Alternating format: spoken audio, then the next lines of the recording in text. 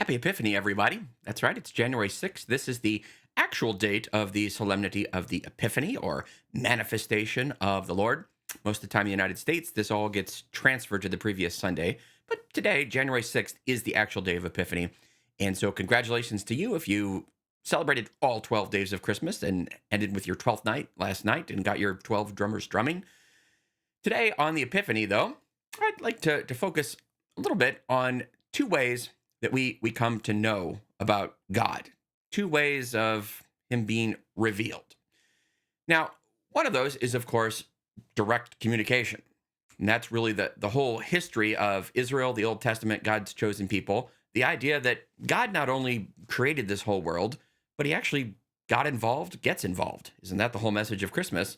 But long before He was born and came in person, God was revealing Himself, speaking to people like Abraham, Moses, revealing Himself on Mount Sinai, being present in the tabernacle in the wilderness, speaking to the prophets. In fact, when it comes to Christmas, we often focus on the way that when Jesus comes, He fulfills all these prophecies about Him. God has, in fact, revealed Himself by, well, telling us about Himself directly, speaking to certain people, and then those communications with God being handed on in the scriptures. The other way, though, that God reveals Himself is through reason and by just examining the world around us. This is something that St. Thomas Aquinas and the philosopher Aristotle would very much see as their method of operating. Look around the created world, and all around you, if you look carefully enough and use your mind, created by God, you will come to understand things about God. He reveals Himself even through creation. Now, in the more ancient office of Matins today, the third nocturne has a beautiful reading from Pope St. Gregory the Great, who died just at the beginning of the 7th century. And he distinguishes these two ways of revealing God in that when Jesus is born, well, to the shepherds who are Jews, well, an angel is sent, an actual being to reveal to them. But on this Feast of Epiphany, we celebrate these Magi, the three wise men, the three kings of Orient are those guys. They are presumably not Jews, and so they don't get, as Gregory says, the dignity or the benefit of having an actual creature come to them.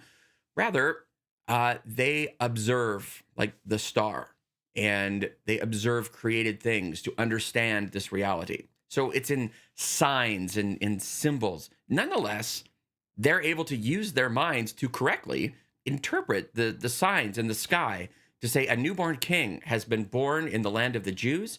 So what do? They go to the Jewish capital. We saw these signs in the sky that there's a newborn king of the Jews. So here we are in Jerusalem at the royal palace. Where is he? Well, of course, that's when they've exhausted the bit of their reason, and now they too need the scriptures. Herod has to inquire, there's something about this in the scriptures, isn't there? Where is this newborn king supposed to be born? And they tell him, well, the scriptures say Bethlehem.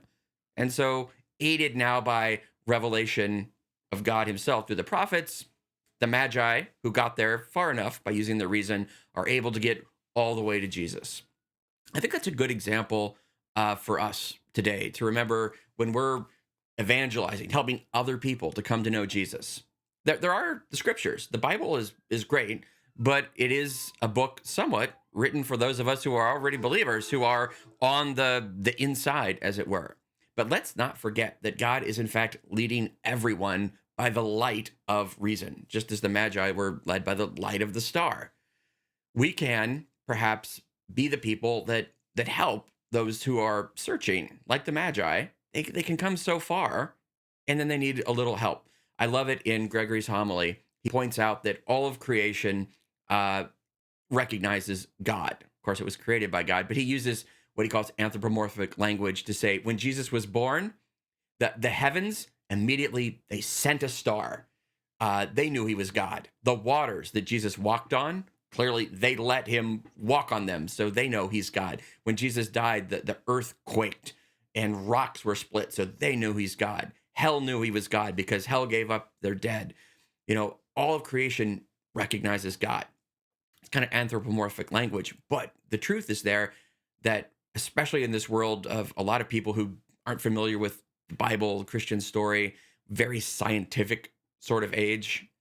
Well, okay, great. Do science, explore the natural world. I just talked with a great friend last night who's becoming a doctor.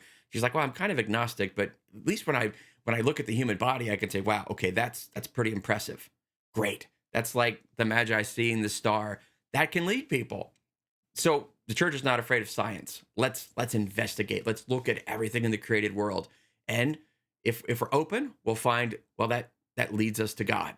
So I pray today on this feast of the Epiphany that we can be grateful. Those of us who have the scriptures, who have the Bible, that God has directly talked to us. But then let's just be in awe and wonder of the beauty of creation, everything God has done. Creation recognizes God, and shouldn't we? That's the light of revelation today. Happy Epiphany, everybody. God bless you.